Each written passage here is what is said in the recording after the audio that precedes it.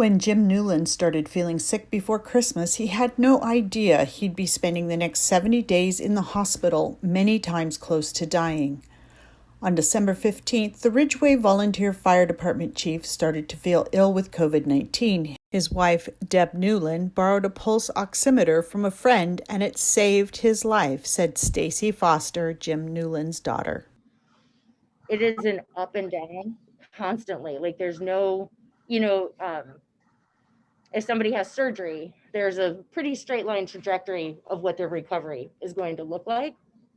And for us with Dad with COVID, that every 12 hours could change it. Like you did not know what the next 12-hour shift was going to be like. And then you would get excited because now we've had 3 positive phone calls, right?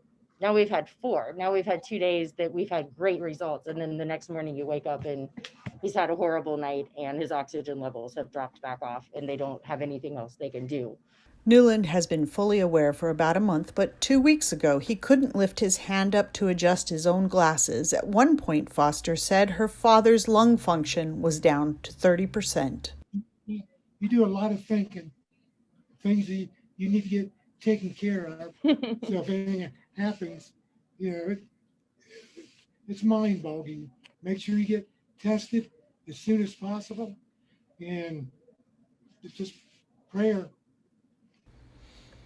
Jim Newland started fighting fires as a young man in 1974. He was watching a fire and the crew told him to pull the hose.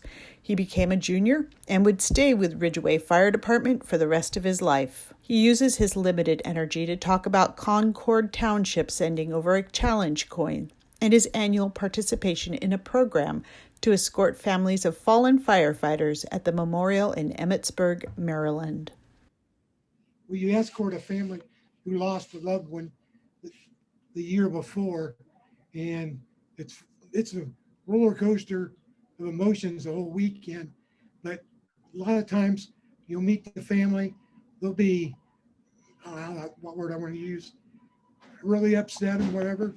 And a lot of times, come Sunday night, the family's laughing, hugging. They've realized that we're there for them just because their loved one's gone, that the fire service is still there for them.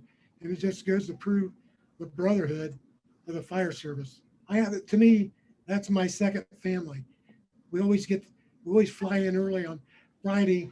We'll all go out to eat supper. Then Saturday morning, that's when it starts business.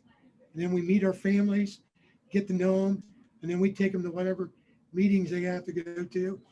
And Saturday night, there's a church service we escort them to, and they get a luminary of one with the picture of their loved one on it. And then on Sunday at the national service, we get to escort them up front to receive a flag and a rose and a badge.